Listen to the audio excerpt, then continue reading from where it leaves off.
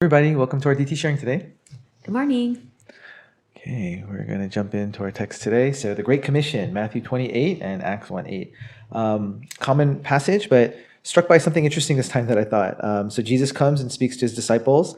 He says, "All authority in heaven and earth has been given to me." And I was just thinking, as soon as he says this, you would think, all authority has been given to me, so I'm going to do this. But instead, he says, all authority has been given to me, so you guys go. And I find that interesting. Why? Because whom is he saying this to? He's saying this to the disciples. And maybe like a month or so prior to this, they're the ones who abandoned him. They left him when he was getting arrested and was crucified. And now he's giving them this great commission, this great calling. And I thought how much they have been feeling as they heard this, inadequate, insecure, like, God, Jesus, are you sure? Are you sure? Like, remember, we're these untrustworthy fellows.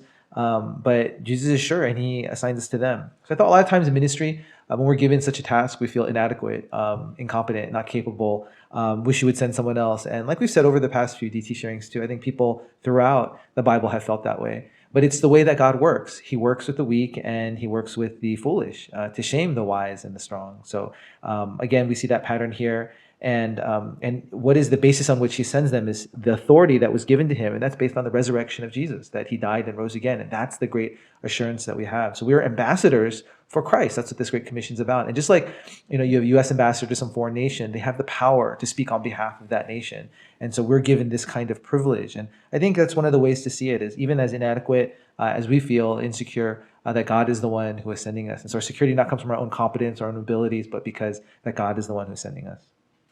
So in Matthew 28, the main thrust is he commands them to make disciples of all nations. And the three things that he talks about, it's to go, it's to baptize, and to teach them to observe. And I was just thinking about how those are things that these disciples, they were already familiar with because in their discipleship with Jesus, that was what they were doing. They left everything.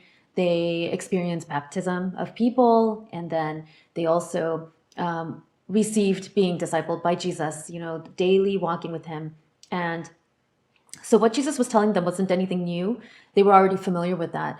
But now they are told to do what he did and to actually go and make disciples of nations and to teach others to obey, to observe the commandments. And I was just thinking about that command to teach them to observe all that I have commanded you. And that word all, that was, what did that look like? It was like the daily walking with Jesus and life on life kind of discipleship that they experienced. And it was teaching, but it was also correcting them. It was rebuking them at times.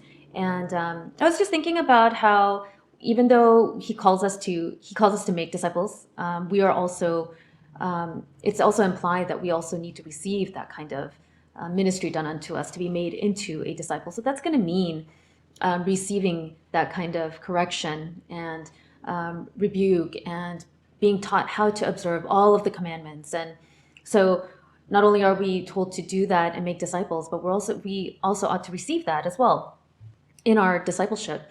And I was just thinking about how that's teaching people to observe and to make disciples. That's a huge task that he's given to us, the huge mission, because there are no clear parameters to that. And he says, go to all the nations. I mean, there's no shortage of work. And so it's pretty daunting because, you can't, create a line and say, okay, this is my work and that's it. But it's actually all encompassing. Yeah, actually, if it was all we had to do was to teach, I think that would be easy. Like just teach them principles and ideas, but no, it's to teach them to observe. And I think that's what's all consuming. And that's what's the challenge. The other thing I thought about is that, yeah, I think the disciples would have been like, Jesus, why don't you go? It'd be better if you just went everywhere, right? But no, he sends them. And then he says, though, I am with you always, right? I am with you always. And then in 1:8, when he says, wait for the Holy Spirit has come upon you, and then you will be my witnesses. So the Holy Spirit is what Jesus leaves us.